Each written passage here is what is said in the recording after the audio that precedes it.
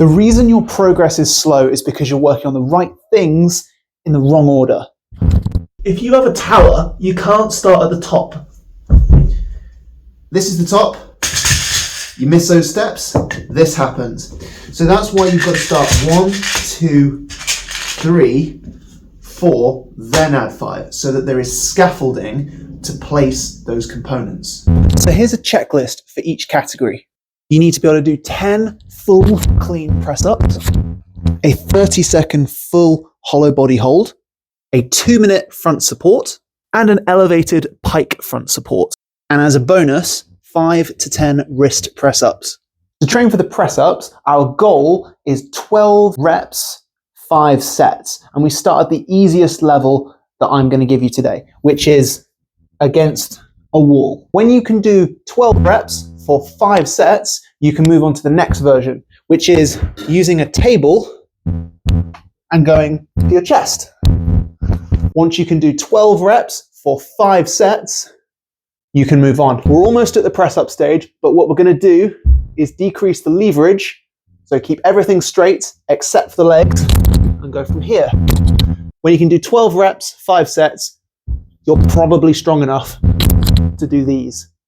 And you can progress in exactly the same way all the way up. Now, if you find that progression jump to be too much, you can just work down the table progression. So starting from here, you would then work down to here, and then find something lower and lower and lower until you can do it. That's the in-between phase, but I tend to find most people, if they're comfortable with this, they're comfortable with this. You can learn the hollow body hold in a very similar way. The fundamentals of this movement are shoulders off the floor by about this much, and the same with your feet, like this. Okay? Now, once you can hold this for about a minute, you're probably safe to start trying this one. Okay? The key thing with this is make sure that your back is flat on the floor. If it's not, like this, where there's space, it means you're using your hip flexors and your back is arched.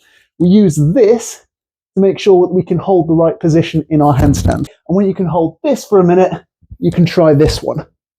Start by choosing an absolute hold time, such as 2 minutes, and then do as many sets as it takes to get there. So for example, sets of 10 seconds, sets of 20, sets of 30, and just have a rest in between. Over time, you can decrease the rest periods or just hold for longer until you get to your goal. Once you can do more than a minute of a certain progression, you can probably move to the next one. I find it quite rare to find anyone that can't hold a front support, but what I do find are people that can't hold a good front support. So for example, their butt's a bit too high, even if it's just a little bit, or too low like this. You want to keep your abs tight, okay?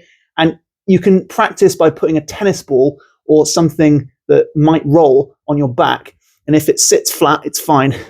Another key thing to keep in mind is you want your hands to be directly below your shoulders. If you really aren't strong enough to hold that position though, you can dip just like you did before with the press-ups like this. Or alternatively, you can work your way down as you did before. But I would imagine if you can't do 2 minutes of this, it's just a matter of holding it for as long as you can and then trying again. Pick a total time, do as many sets as it takes to get there, same as before. Now, if you can do your front support for 2 minutes, I would also be surprised if you can't hold the pike.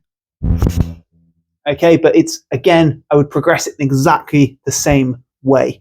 If you really can't do that, then again, I would try and elevate the front. Find something slightly elevated and just use that as support until you can do it on the floor without any assistance. You only need 1 minute for this one. The wrist press-ups, you can use exactly the same progressions as you did for the regular press-ups. Now, if you're strong enough to do all of that, you're not constrained by strength, but you might be constrained by mobility. If you can't get your arms past your head like this without excessively moving your head, say you're getting your arms stuck here, you're gonna encounter some problems. One way to stretch this and test this is against the wall. So if you can do this, keeping your body relatively straight, you're good. The reason you need that shoulder mobility is because if this is all you've got for shoulders, you're going to be constrained by your shoulder strength. You're going to get stuck here. And although you can do it like that, it relies entirely on your shoulder strength rather than being able to extend all the way like this. To train the shoulder mobility, you can actually train it directly. So hands on the wall and just put your body weight down and see where you get to. And just stay in this position for as long as you feel comfortable. One way you can improve this is by doing little raises like this. So don't quite let yourself get to the bottom of your range, but just pull up. And what that will do is create a bit of muscle gain, muscle growth, to lengthen the muscle. What that means is instead of your muscles being able to stretch further, your muscles are just longer, so you can get into that position more easily. Another one that you can do is practice hanging on a bar.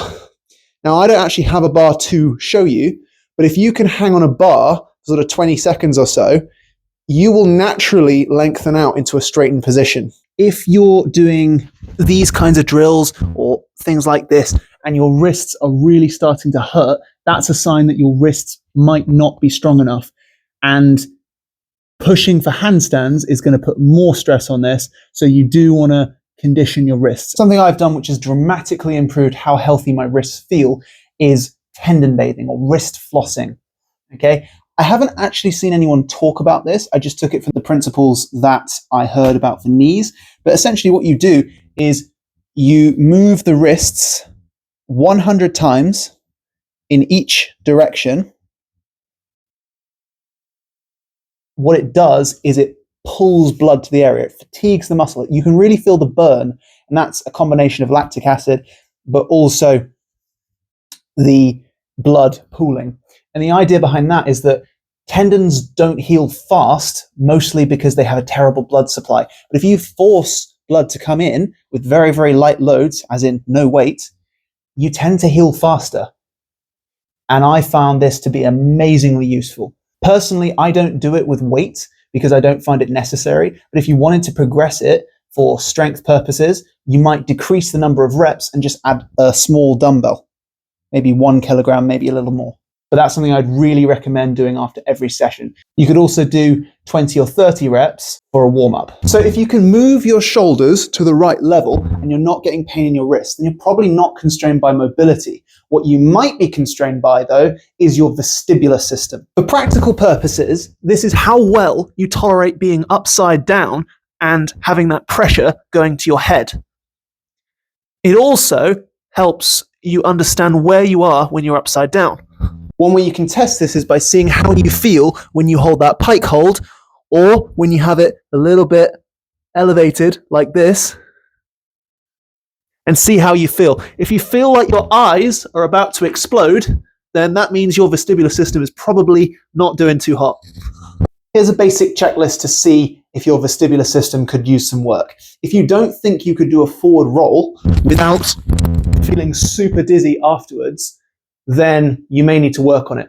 If you cannot hold this piked position like this, elevated or not, without getting super high pressure here, super dizzy, then you need to do some work. The good news is that you can actually develop your vestibular system by simply holding yourself in those positions for short periods of time. Call them intervals. So essentially, if you're struggling to hold a pike position like this, not because of strength, but because of the pressure in your head, then you can do 10-second bursts, then rest. When you can do this for 1 to 2 minutes, you probably won't have that issue anymore. The final boss test for this is, can you actually hold a handstand fully supported? So if you don't know how to do a handstand yet, I'd recommend doing it like this. This requires strength and mobility before you try it, working your way in like this.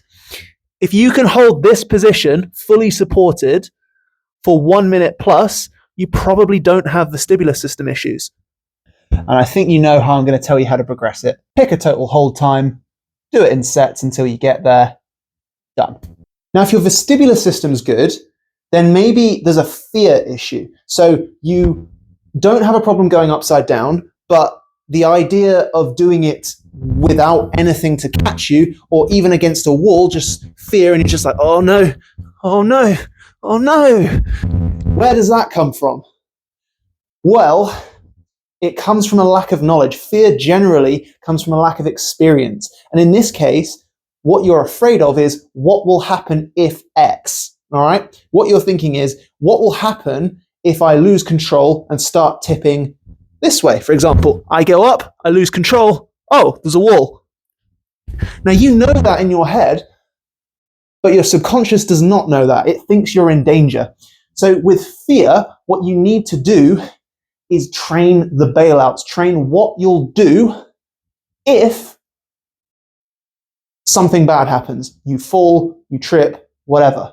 There are only really two ways of bailing out of a handstand that are actually practical. There are probably an infinite number of ways to bail out, really, but most of them aren't very useful. So the first and most intuitive one is to simply take a step. If you've trained yourself to be able to get to this point and you're worried about pushing off here too hard in case you fall, one thing you can do is take a step. Okay? Take a step. And one way you can train that is by simply doing little hops. So if I start on the floor, I do a little hop like this, and I get up. Get to the point where you intentionally go too far. Okay? Intentionally too far, and take a step. Intentionally too far, and take a step. The next method is the turnout. And I don't tend to use this personally that often unless I've got loads of space. It also requires a little bit of gymnastic ability, which is a cartwheel. So if you're doing the turnout technique, it looks a little bit like this. So too much, turn. Okay? The main issue with this is that you kind of need to know how to cartwheel to do it. And if you can cartwheel already, you'll find it comes quite naturally. So I don't really need to teach you this one. And to learn bailouts properly, you just need to do enough reps on the wall until you feel comfortable enough doing it without the wall. So even if it's a terrible handstand and you're not really up there, but you're going too much, you're comfortable bailing out, right? Because once you've got that, you have actually unlocked the fundamentals of the handstand, which is just being able to get up in general. And we'll worry about technique later. And so we've finally reached that point. You're strong enough, you're mobile enough, your vestibular system is good enough, you're not scared anymore. What's the fifth and final step? Well, that is practice and actual technique. So making it good as opposed to, I can kind of do a handstand, to I can do a good handstand. Now, learning the actual technique is where all of those components come together. And you might even start to see how some of the strength components mix together, why they're there, and what we use them for. But I'm just going to give you a drill which will help teach those without too much conscious effort. Now that you're comfortable kicking up and touching the wall like this, what I want you to do is try and use as little of your foot touching the wall as possible. So you can start by bouncing like this and seeing how long can you stay on the wall, okay, without touching the wall. And eventually you'll get to the point where you don't actually need to touch the wall at all, and you can start with your holds. And you want to practice this until you can get between 10 and 20 seconds of a hold. And this is where actual technique matters. So, what can we do to improve it? First of all, your grip needs to be like this. Have your fingers facing forwards, because if they're like this, you can't really grip the floor. And just have them nice and wide, okay? Because when you're tipping over yourself, you're going to use your fingers to press down into the floor to help you. You, of course, need your shoulders to be fully extended, but not just fully extended, actually raised, okay? Elevated. And one way you can kind of test that for yourself is to depress them and elevate them. Depress, elevate. And just feel what shoulder elevation feels like and try and keep that position. You can even practice that in your handstand itself by depressing, elevating. So my elbows don't change at all. It's all in the shoulders. The next problem you're going to face is banana back, which is something like this. Okay? Your back is bent and it's causing you to tip the other way, or you're using it as a counterbalance like this. The main problem with this is that you're not really using the straight line shape of the handstand to balance itself. It's kind of the equivalent of standing with kind of like a sway hip. It's not that you can't stand like this, it's just that it's not as efficient. I'm feeling this a lot more in my quads, and I'm not going to lie, this is probably not great for my back. So what you want is alignment. This is where the hollow body hold comes in. It's actually quite counterintuitive, but rather than being completely straight, you actually have posterior pelvic rotation. So if you imagine this is anterior, okay, this is posterior, and you want this in the movement. And I'll show you how that works. As you go up, okay, at the moment I'm somewhat anteriorly rotated, a little bit neutral. This is banana back, okay, and then when I get into it, this is it being slightly rotated. And you'll see there's almost like a curve when you do it, but what you'll find is by your hips being in this position, you'll find that your ankles are now in line with your head. The final part is the easiest to fix, and it's literally just straight legs, pointed toes.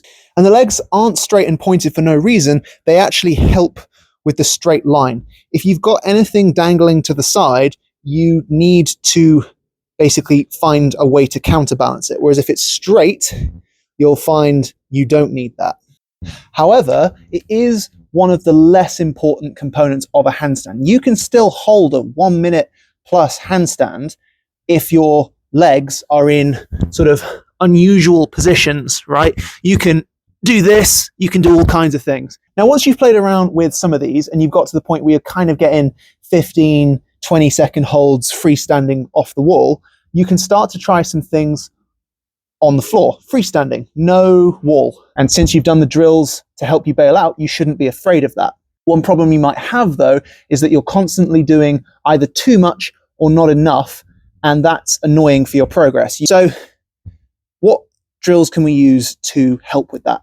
Well, first of all, the split leg is really, really helpful for just finding that balance point.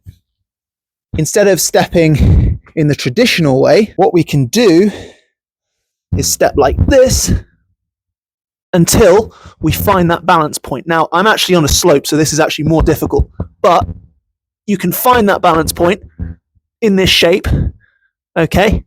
And then over time, you can increase your hold lengths.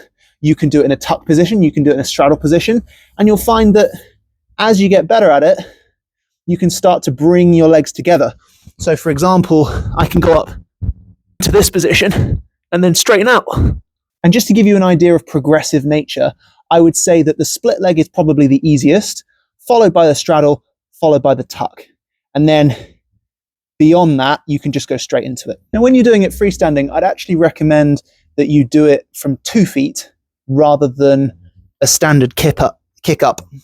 And this is just because it gives you more freedom or more ability to control your movement. If you're doing this, some people already arch their back before they've even left the floor and they're in trouble from the start.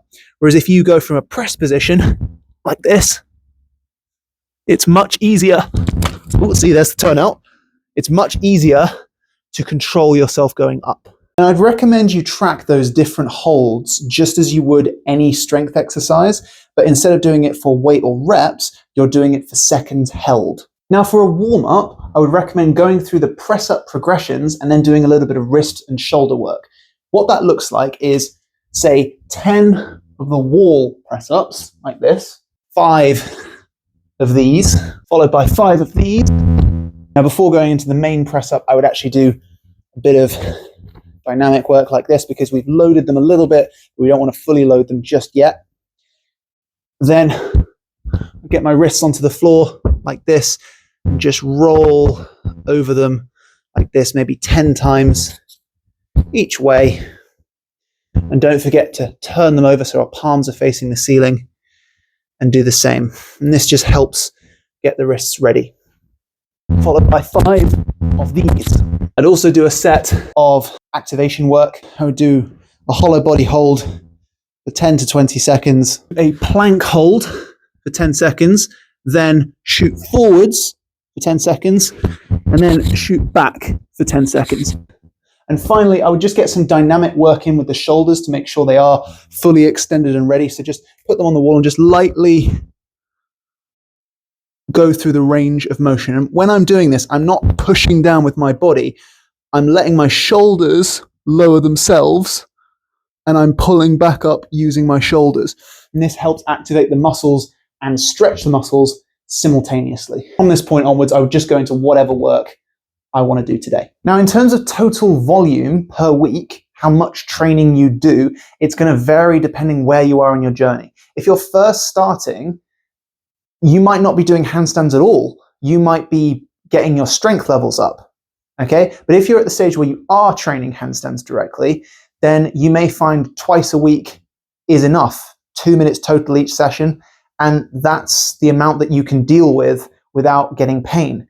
But when you get to a certain point in your training career, it will feel so natural, it's like walking. You could do it every single day, and you could do it for probably like an hour, a few hours, and it's not actually that bad. And when I say for a few hours, I don't mean holding for a few hours, I mean on and off training, up and down for a few hours, okay? And it will really depend on your level of conditioning, and you will feel it. You will know when you've done too much, because your holds will get worse, your form will get worse, your wrists will start hurting, your shoulders might start hurting.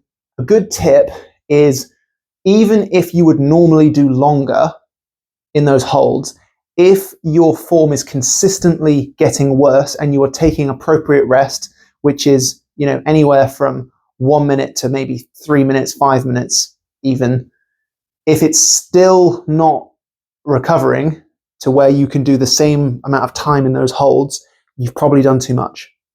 So keep that in mind.